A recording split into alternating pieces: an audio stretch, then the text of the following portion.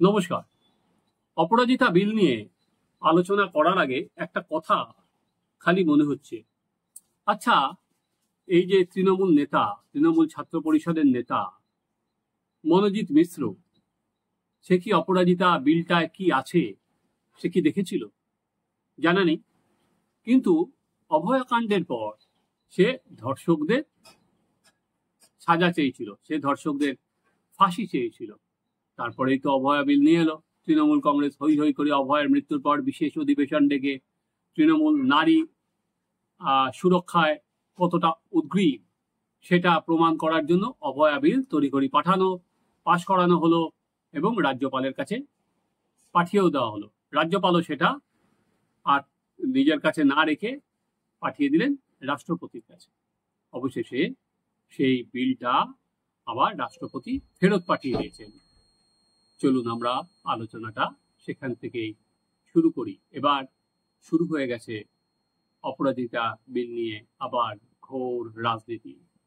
তৃণমূল কংগ্রেস রে করে ময়দানে নেমে পড়েছেন যে অ্যাজ ইজ অভয়া বিলটা যদি একবার সই করে দিতেন রাষ্ট্রপতি, তাহলে বোধহয় আর কোনো নারীর ওপর লাঞ্ছনা হতো না।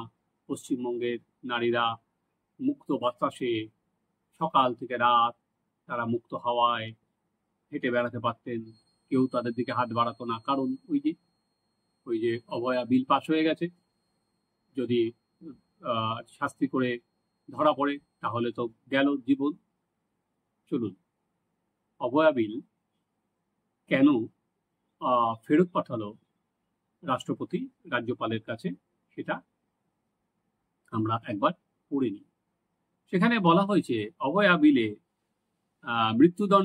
মৃত্যুদণ্ডের সংস্থান নিয়ে যেখানে আপত্তি রয়েছে কেন্দ্রের যেটা বলা হয়েছে, যেটা রাজভবন সূত্র থেকে জানা যাচ্ছে, যে অপরাজিতা বিএনএস এর 64 ধারার থেকেও, যেটা কেন্দ্রের ন্যায় সংহিতায়, তার থেকে কঠিন শাস্তির প্রস্তাব করা হয়েছে। 10 বছর থেকে যাবজ্জীবন কারাদণ্ডে এখানেই আপত্তি হয়েছে কেন্দ্রের। বিলে যে সমস্ত প্রস্তাবিত শাস্তিকে নিষ্ঠুর এবং সামঞ্জস্যহীন বলে ফেরত পাঠানো হয়েছে।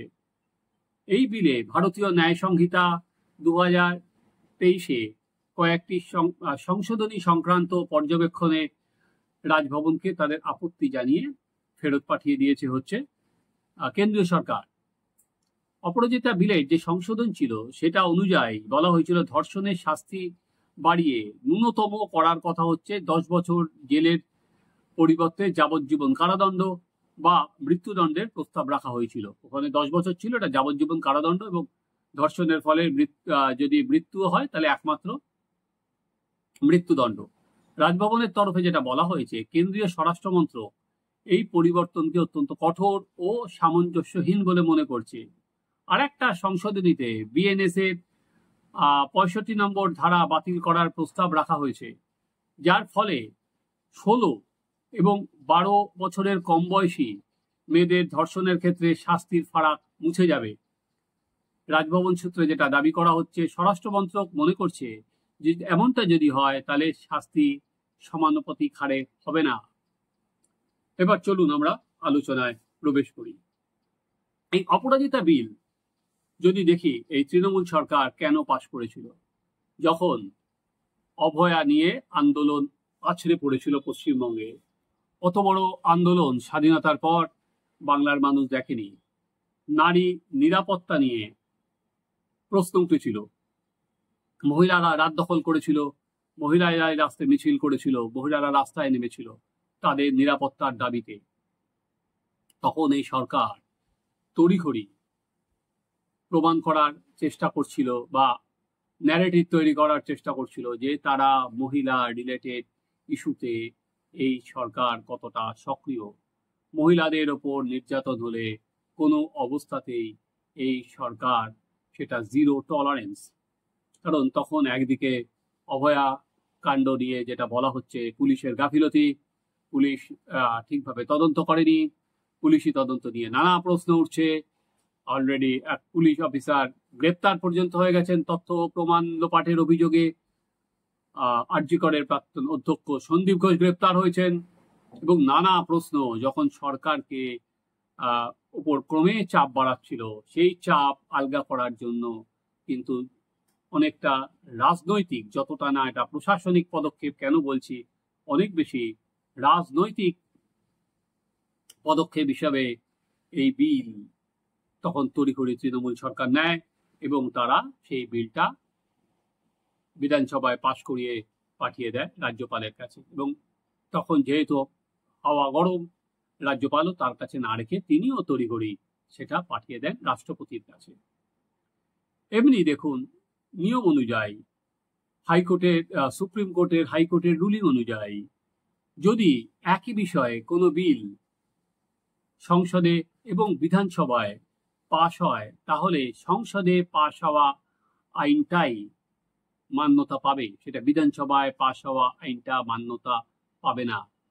ধরা যাক এই অপরাজিতা বিল যদি পশ্চিমবঙ্গে, যে অপরাজিতা বিল যদি পাশ হয়, সেটা যদি রাষ্ট্রপতি সই করে দেন, তাহলে এক এক জায়গার শাস্তি তো এক এক রকম বিধান হয়ে যাবে।